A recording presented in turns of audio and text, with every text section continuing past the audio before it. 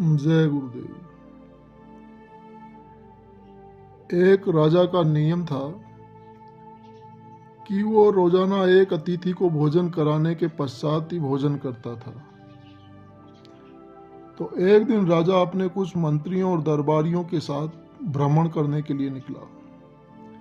तो एक जंगल में जा पहुंचा और फिर जंगल में ही डेरा डाला। तो राजा ने मंत्री से कहा कि जाओ किसी अतिथि को भोजन कराओ। अब उस जंगल के सूनेपन में अतिथि कहाँ? मंत्री अतिथि को ढूंढते रहे। जब कहीं कोई नहीं मिला तो उन्होंने देखा कि एक साधु तपस्या कर रहे हैं, उन्हें उठाएं कैसे? तो मंत्री भोजन लेकर वहीं पहुंचा और तपस्वी के मुंह को खोलकर भोजन उसमें जबरन डाल दिया। लेकिन साधु महाराज की समाधि नहीं टूटी।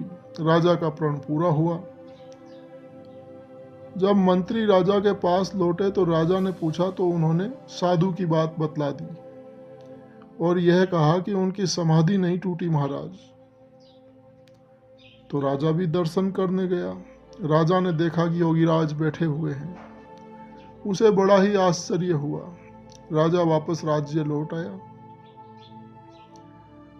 और एक वेश्या को बुलाया और वेश्या से कहा कि जाओ तुम जाकर उस साधु की तपस्या भंग करो।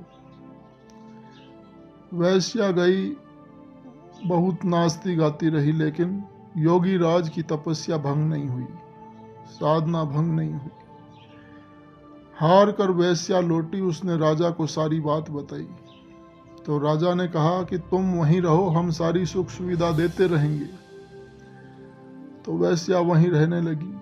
साधु की समाधि टूटी, लेकिन बाहर का वैभव विलास देखकर भी वे विचलित नहीं हुए बिल्कुल भी।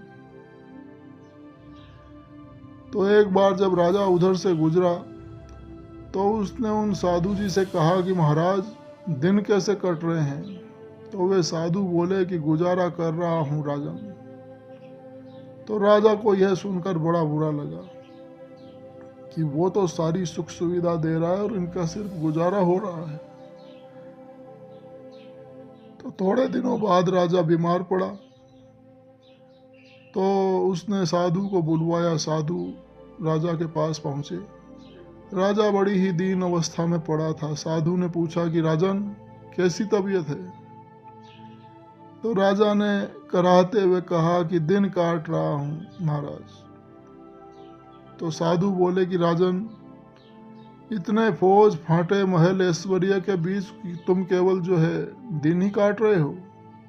तो राजा ने कहा कि महाराज ये मेरे किस काम आ रहे हैं, मैं तो तड़प रहा हूं दर्द में। तो साधु बोले राजन मैंने तुमसे कहा था ना कि गुजारा कर रहा हूं, तो तुम्हें कितना बुरा लगा था, अब समझे? तो थोड़े समय बाद फिर राजा चल बसा। कहते हैं किसी का स्वभाव बदलता नहीं है। वैश्या साधु के पास रहती थी तो उसका स्वभाव छूटा नहीं था। उसने एक कुत्ता पाल रखा था। तो एक दिन उसने उन साधु महाराज से पूछा कि महाराज आपकी दाढ़ी अच्छी है या मेरे कुत्ते की दुम? तो साधु ने कहा कि इसका जवाब तब दूंगा जब मैं दुनिया से जाने लगूंगा।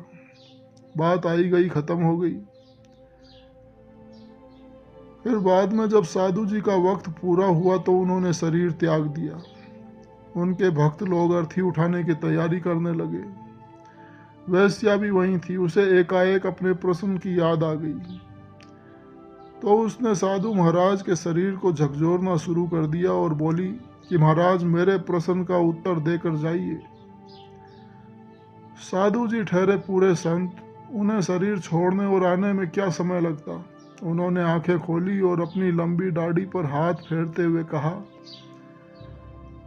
कि बच्ची उस दिन इसलिए नहीं बताया था कि जब तक यहाँ दुनिया में रहना है क्या मालूम कोई दाग लग जाए, पर आज मैं बेदाग जा रहा हूँ। और ऐसा कहकर फिर साधु जी महासमाधि में डूब गए। यह कहानी दादा गुरु महाराज के गुरु भाई श्री प्यारे लाल जी पाठक जी ने सुनाई। यह कहानी सुनाकर उन्होंने कहा कि भाई, संतों की दाढ़ी में कोई दाग नहीं रहता। तुम पास रहो तो समझदारी और होशियारी से रहो, उन पर विश्वास करो और उनकी बात मानो।